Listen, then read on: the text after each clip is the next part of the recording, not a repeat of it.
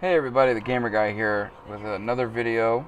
Today we're going to be doing a segment on World of Warcraft Resto Druids in the midst of Pandaria. I just started leveling this toon up to 90 from 85 a few days ago. He's 87, almost 88 now. I've been kind of slacking a little bit, but I've spent enough time learning about what you need to really know about Resto Druids in Mist of Pandaria, and it's not much different than Resto Druids in the past. So, what I like to talk about with people that are in game and when they're asking help, because usually people would come to me and try to learn how to do Resto Druids, because I've been playing Resto Druids for 6 to 7 years now. I say the same thing to everybody.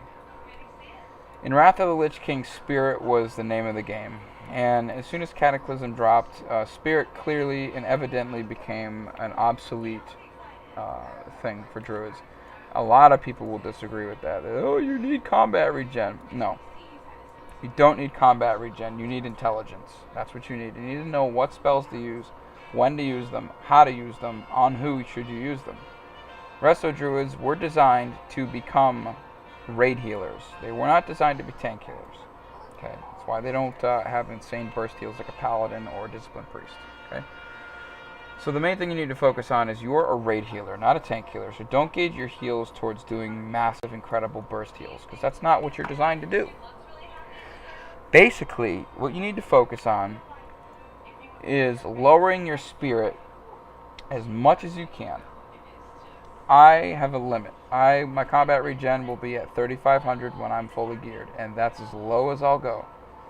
Don't worry about your out of combat regen, because that doesn't matter. Your combat regen should be about 35 to 4,000, depending on what you think is necessary. And you could do that simply reforging. It's not that hard. The thing you want to focus on the most is your crit chance, your haste, and your mastery. First, we'll start with haste. Your haste is definitely going to affect your hots. How fast your hots tick, how often they tick, of course, and it's also going to affect whether or not you get an extra tick in your rotation of hots. So it's very important to make sure your haste is up. I like to make my haste at about 20%. In Cataclysm, I'm assuming, well, with my old gear, it was at about 18.5%. But I was also not as serious of a healer in Cataclysm as I was in Wrath. But I did do enough in Cataclysm to know exactly what Blizzard is gauging these healers towards. So the next thing you want to focus on is your crit chance. Obviously, the higher crit, the more your hots will crit.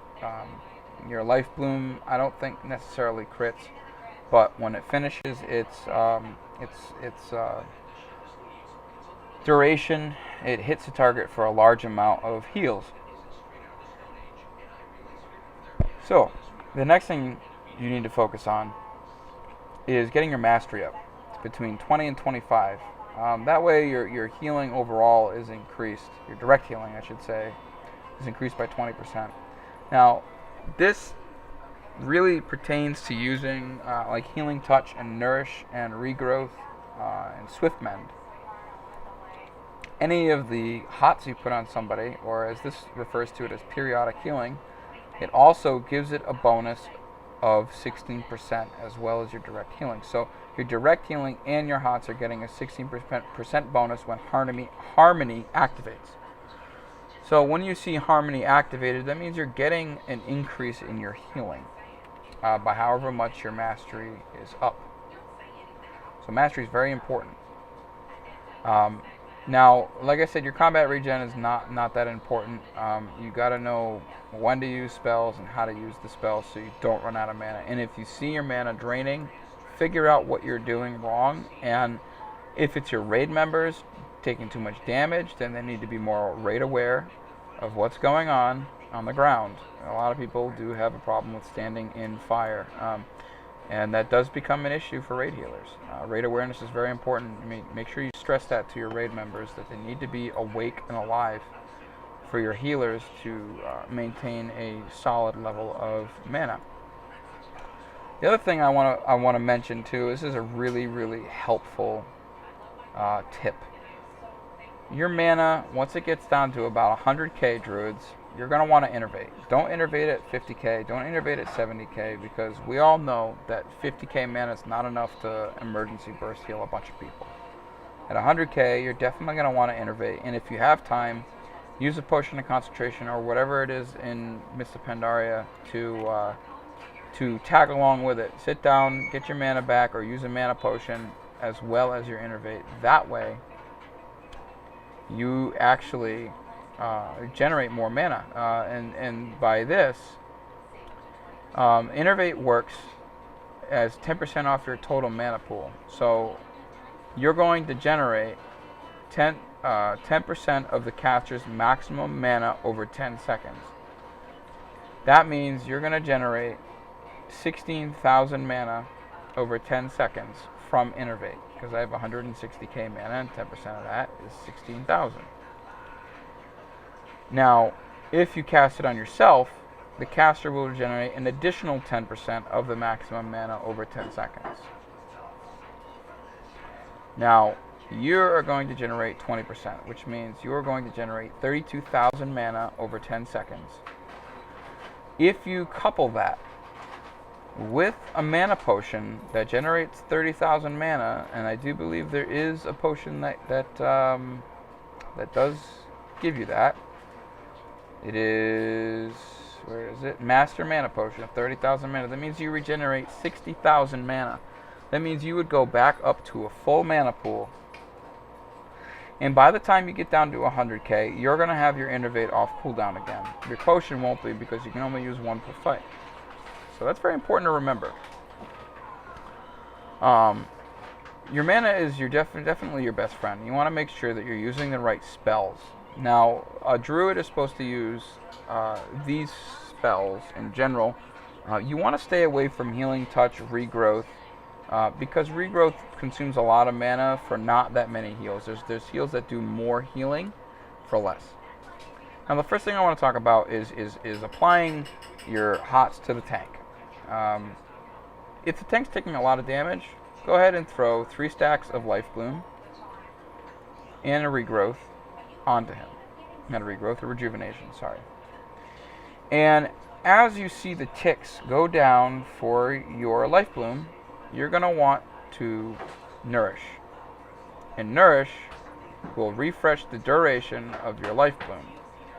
Now, nourish does cost more than actually reapplying Life Bloom just to refresh the cooldown on it. But nourish comes with an additional effect of having a burst heal.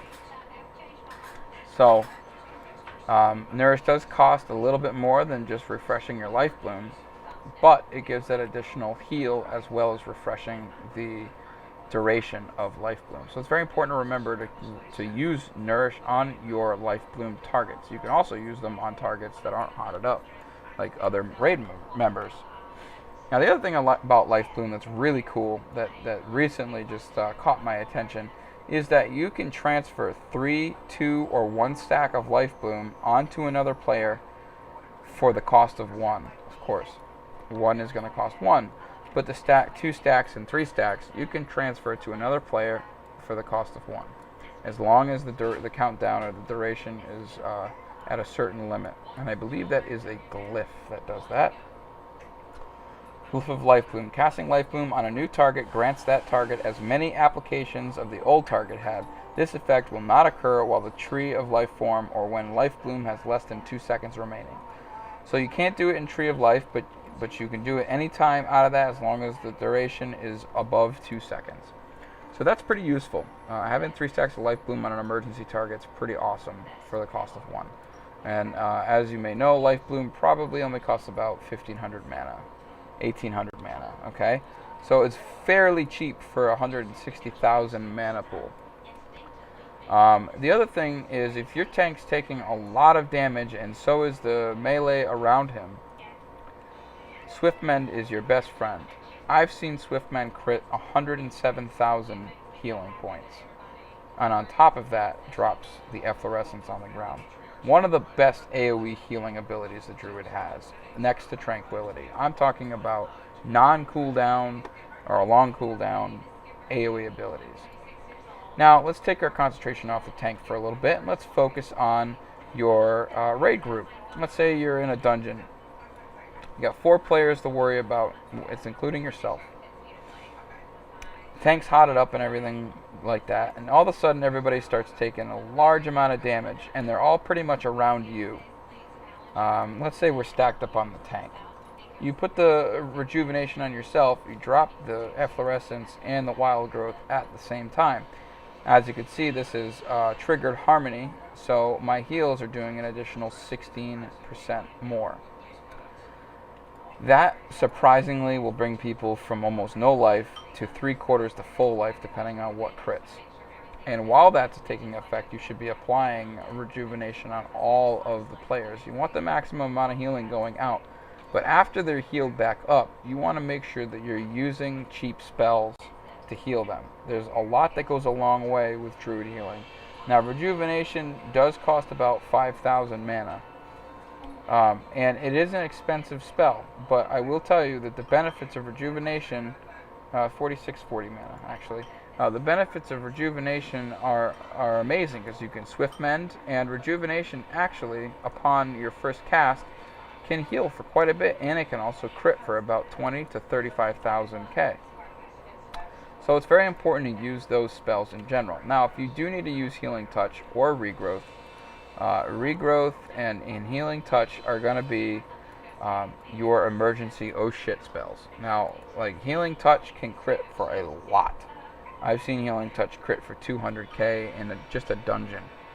And Regrowth crits for about 70k for me. Oh, well, 50k there. Depends on what raid buffs I have. So, Regrowth is a very good spell to have. Next attack received will cause you to be instantly healed for 15,200. Now, Living Seed, it plants Living Seed on people, and it also instantly triggers Harmony. But you want to be careful with that spell, because it costs a lot. 9,500 mana. You do want to be careful using Regrowth, because it is just friggin' expensive. But it doesn't exclude Healing Touch from the factor. That costs 9,200, so it's about the same with a slower cast rate, but it heals for way more. So basically, Druid healers, you need to focus on healing the raid group, not the tank, if you're in a raid. If you're in a dungeon, well, obviously that's different, because you're the only healer. But if your raid leader tells you you need to heal the tanks more, tell the raid leader to fuck off, and that's why you have tank healers. Thanks for watching.